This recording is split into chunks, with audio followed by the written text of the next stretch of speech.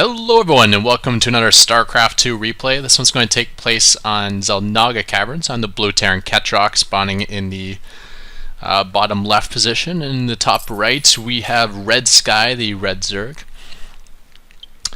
So the reason I decided to do this replay is that I've done a few matches on this sort of passive style I've been doing with Ravens, where I get a bunch of planetaries and kind of explosively expand, like go to an expansion, throw down 3 command centers, get all my Marines there, and use my Ravens just to throw down auto turrets to secure these expansions.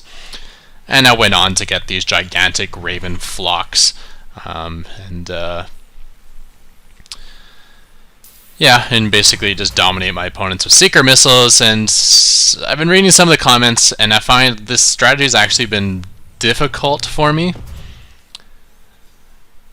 And I don't think my videos have been showing this difficulty. So this is going to be a match that I lose, where I feel I played pretty well. I basically stuck to my game plan. Things went the way I wanted them to, at least in terms of what I was doing. I didn't make any glaring errors.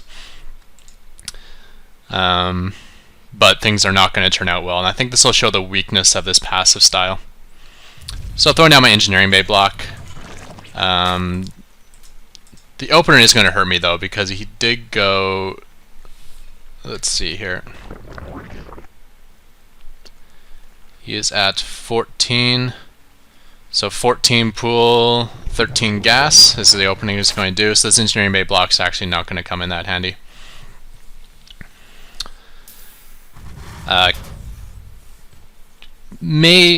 You may never want to do this engineering bay block on Xel'Naga Caverns, just because it's so easy to block their 15 hatch. A lot of Zergs won't even try it for it. So it's also kind of hard to defend a 15 hatch versus like 2 racks pressure. I'm not quite sure where the metagame's at. Maybe the Reactor Hellion is like so popular now that Zerg will just always go 15 hatch no matter the map. But this might be the one map where I don't want to do it. So I went in and I checked the spawning pool timing, and I saw that it wasn't an attempt at 15 hatch, but I still saw it was kind of late, so I'm like, maybe this thing's will turn out okay. So I left this engineering bay here anyways. Actually, you know what it was? I figured if I cancelled it, it still wouldn't get this command center down any earlier, because I didn't scout it quick enough. Basically, you want to place this engineering bay in and then get into his base before you hit, say, 200 minerals. That way it gives you time to send out an SCV to build this command center and to cancel this engineering bay to get it down quicker. So luckily this engineering bay is distracting his first ling, so it looks like this command center will get done in time, but this could be risky if he sent these immediately down to my base. In fact, I think I got lucky that he didn't drone scout. I don't even think he knows about my expansion. No, he doesn't, so that helps.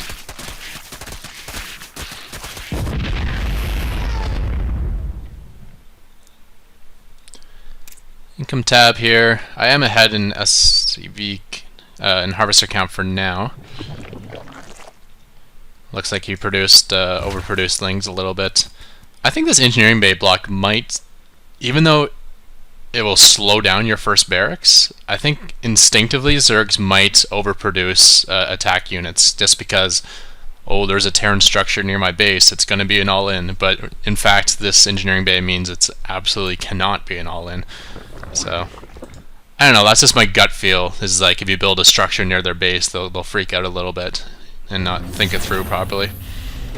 So you may have overproduced lings there, or maybe he just produced a bunch just so he could clear out the engineering bay and take its expansion. I'm not quite sure. But either way, I'm perfectly safe here. I got my wall set up and my wrap, and he's going to run around with these lings. And retreat this way. If I was smart, I'd throw up, say, like a supply depot here, just to kind of force him back into fortress range, but he gets out safe. And I'm sure it's going to be like mass droning from this point forward.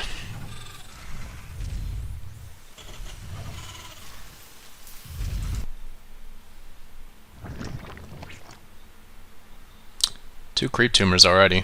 That seems like a problem with his queens. Or maybe he had an extra queen before he got the hatchery.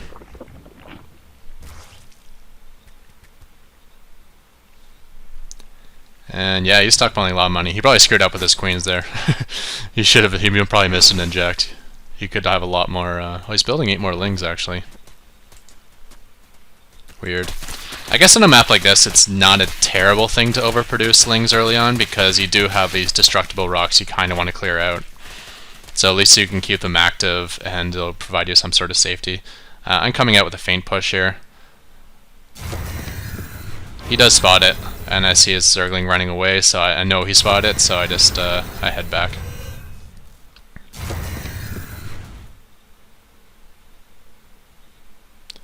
Doesn't look like... Well, no, yeah, there's a bunch of Zerglings. So he did produce a bunch of Zerglings, so things are going pretty well for me. If we bring up the income tab, I'm still ahead in Harvesters, and we're almost 8 minutes in, so that's really good.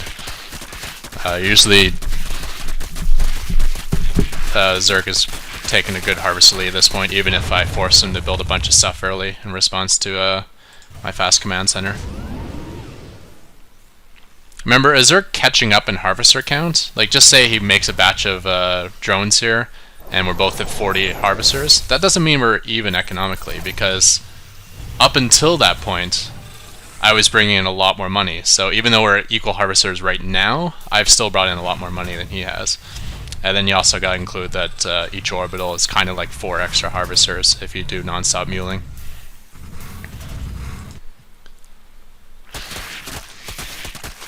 So Zerg is taking his 3rd and kind of a out of the way 4th. That's an interesting adaptation. One thing that Zerg did do is he took a lot of hatcheries for some reason. So he's only at 38 Harvesters, but he's going up to 4 hatchery. Which is okay. I mean, you need these extra hatcheries for larva anyways, so you may as well put them at expansions if you think you can, if you got map control. Meanwhile, I'm just getting my missile turret ring up, working on my Raven upgrade and my first Viking, and then I'll start my Raven production and my mass starports. Looks like I do have vision on that Overlord, so it's short for life. Sure, I'll queue up this, yeah, there we go. Queuing up the Viking immediately onto that Overlord.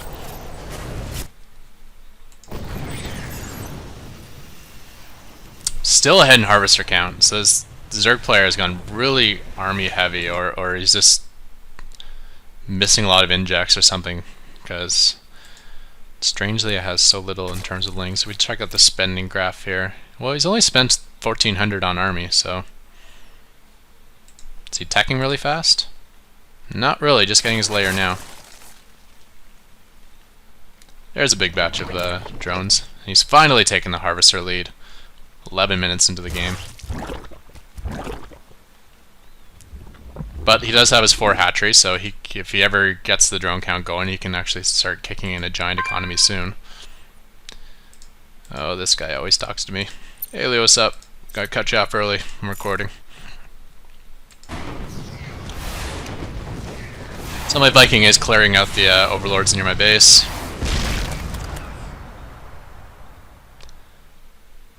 It's good to have a good idea of where overlords usually hang out. So like they like to hide down in here in this crevice, hang outside of your base here, hang outside of your base here. They like to float over this chasm here because it's kind of safe from ground armies.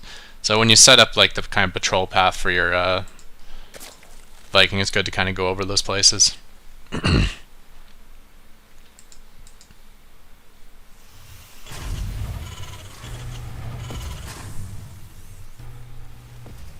So I do have my 5 starports up now and starting to produce a bunch of ravens.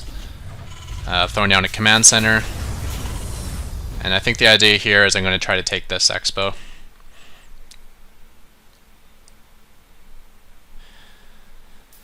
You might want to put a couple marines here shooting at the rocks, or maybe just a couple auto turrets here shooting at the rocks. Obviously not in the vision of the Xel'Nagas because you'll see it, but something just to start working away at it. Kind of the problem with not having an army here is I don't have no map presence, so I can't really push out to do that stuff. But I didn't do that. Instead, what I'm going to do is I'm going to float out and try to take this with one command center, make it a fortress, throw down auto turrets, and then clear out the rocks by the time my second command center shows up here to get the proper positioning. Zerg is hitting 77 harvesters. We'll go back to the production tab here. Working on his level 2 attack and level 1 armor.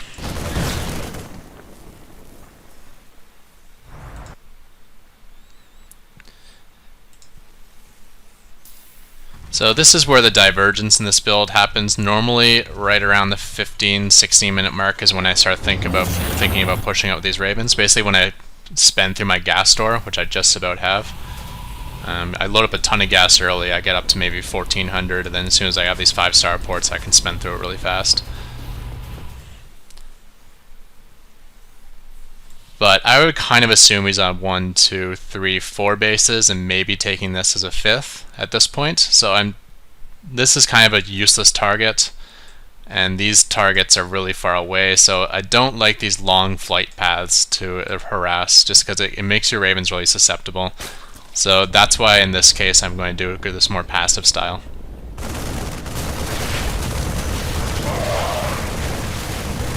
So sending out my Marines and Ravens for auto turrets.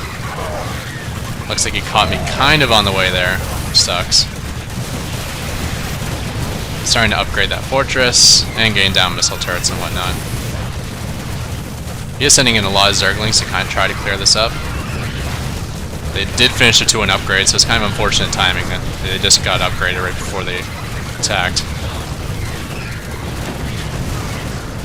But looks like I am going to be able to hold. Kind of a lot of Raven energy I had to spend though.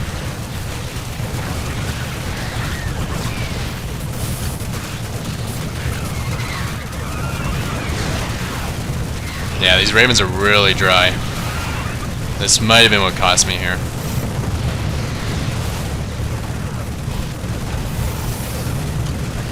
May have overdid a little bit on the auto turrets. I probably should throw down the auto turrets before my Marines arrive. It would make a little bit of sense, because the auto turrets can tank better than Marines with their 3 armor and 150 hit points.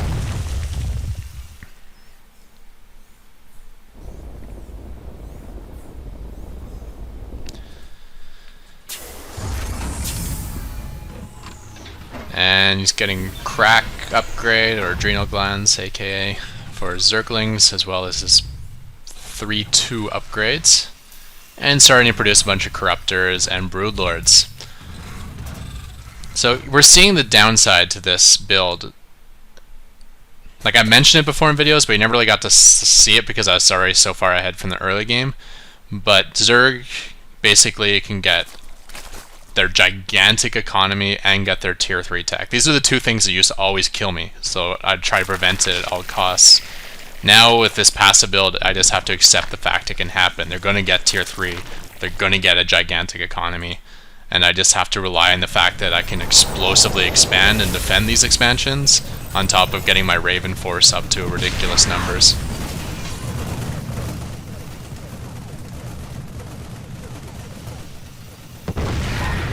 One thing I kind of forgot was the, which is important when you go passive, is the, I don't remember what it's called, the one that adds a minute duration to your auto turrets. Because when you're using auto turrets defensively like this, you want them to last as long as possible. This chasm's also kind of a safe zone for these Broodlords, so where this is a really defensive frontal position, it's not the best versus dealing with Broodlords. So here I come with the Ravens.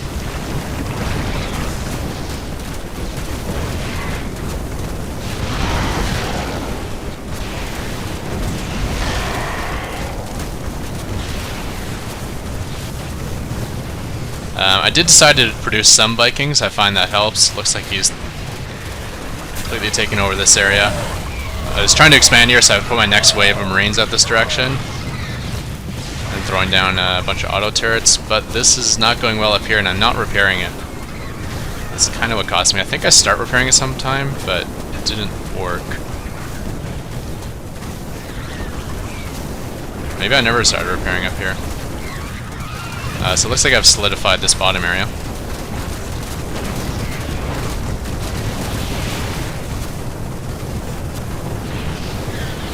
Yeah, there's a little bit of repair going on. Oh, these guys are not on auto repair. I moved them out here thinking they would start repairing it.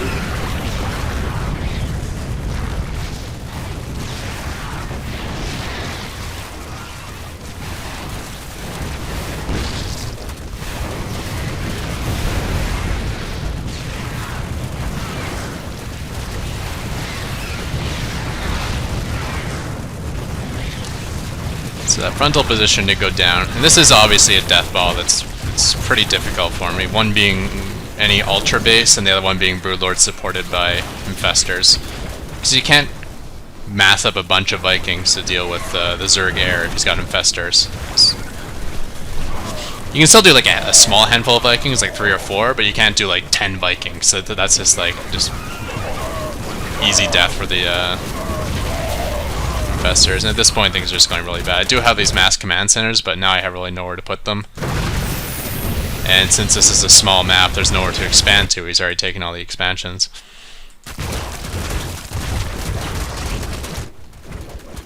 My Raven Force is looking pretty weak here. Low energy.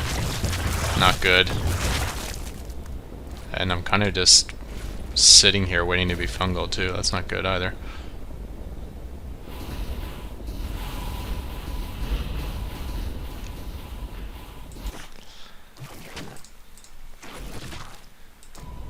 Definitely this strategy works well if you have a bunch of expansions kind of set aside for your side of the map, but yeah, that's a problem. He's even taking this expo on me.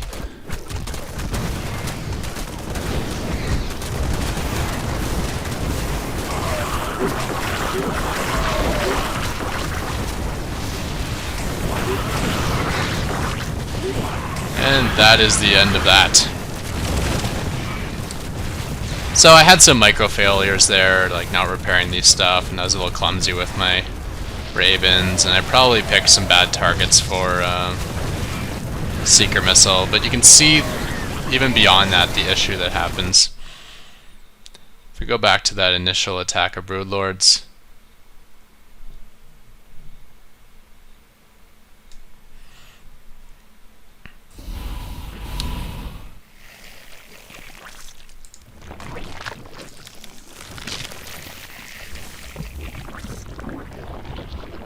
you just can't kill Broodlords with Seekers. I mean, you gotta throw what, 2 Seeker missiles?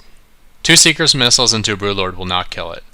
And you don't get like really good splash damage on Broodlords either, because they're fat and clumsy and they spread out into like this like concave when they start attacking. Unless you catch them in transit, like when they're clumped right now. Plus there's all the Corruptors, and maybe those are the targets you want to deal with. So that's why I like throwing a handful of Vikings.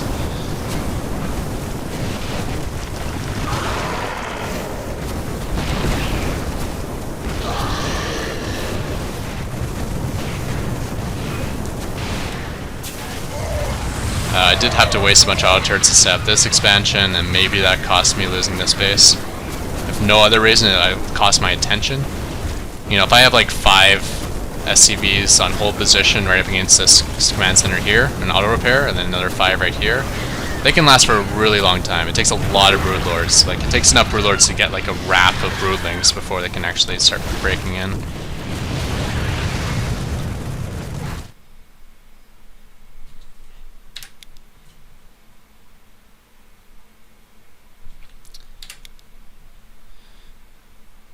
So even, let's pretend that I was repairing this properly. So these fortresses hold up versus this amount of Broodlords. I'm still in a rough spot. Like, yeah, I'm starting to get this expo set up, so I'll get another couple gas in a minute. But I don't have the Raven count or the Raven energy to you know, just start going like ballistic on Seeker Missile. Seeker Missile is a gigantic waste of energy. Yes, when my Zerg opponent's small and I got 42 Ravens, I don't have to care about that. But when we're on even footing, like doing a complete wasteful spell, an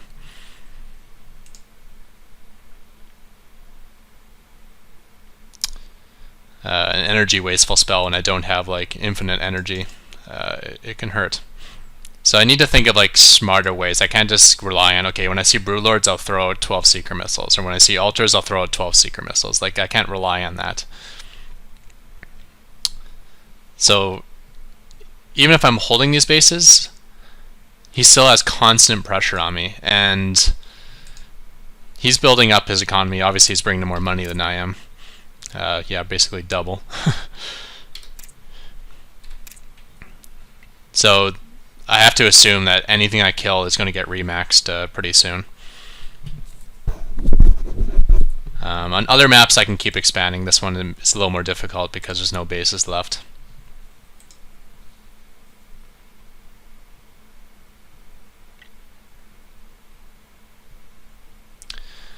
So this is the problem I face, the gigantic economy and the tier 3 tech.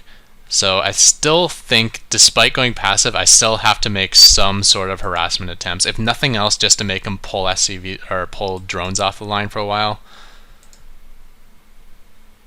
Like maybe as soon as I throw down the auto turrets here to set up this expansion, I should send out my Ravens somewhere. Or even just like a small subset of Ravens. Maybe I should send out like 4 over here and throw down auto turrets and flee, or 4 over here and throw down auto turrets and flee, and kind of consider those Ravens, possible throwaway. I mean, yeah, I'll try to retreat them and save them, but just accept the fact that they might die.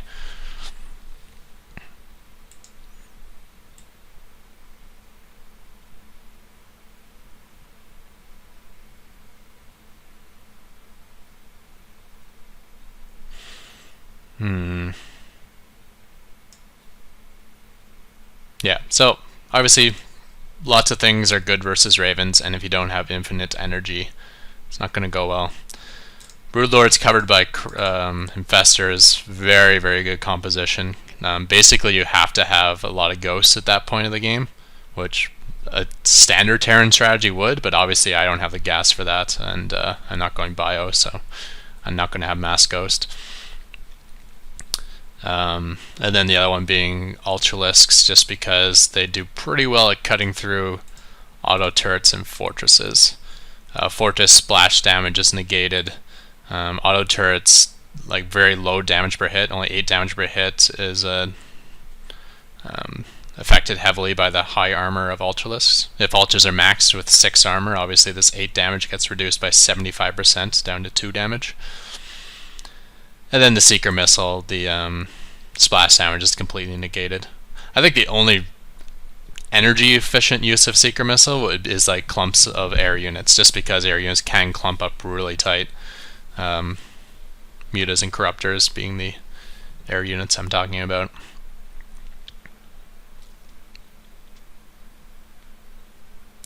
So this is kind of the what I'm working through with this build. Is I'm starting to realize I still have to put on some sort of harassment, even if it's these far spawns. I mean, I think I can still go this passive style, but I gotta make time and I gotta find spots to throw on some sort of harass, just something to keep them honest. Not like before, where as soon as I hit 15 minutes, I'm like just floating my Ravens all over the map, trying to just harass the hell out of them. But something. And then I gotta figure out more efficient ways than Seeker Missiles to deal with this tier 3 stuff.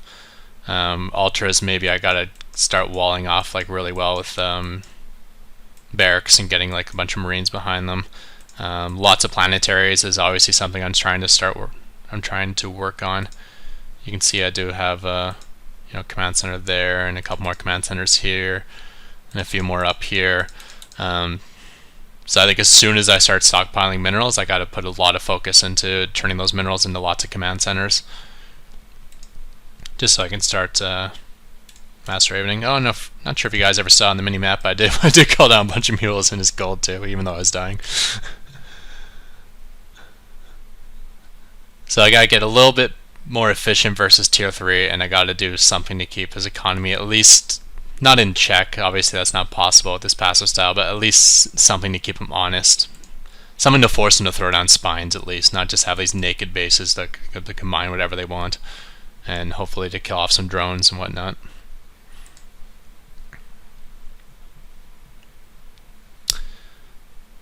So there you have it. I have not broken the game of Starcraft with this Imba build. You've just seen replays of myself in a gigantic lead and how easy it looks. And this is a more typical match where you can see versus a decent tier 3 composition with the giant economy and freedom to get to tier 3, which I give with this build, the problems it can cause.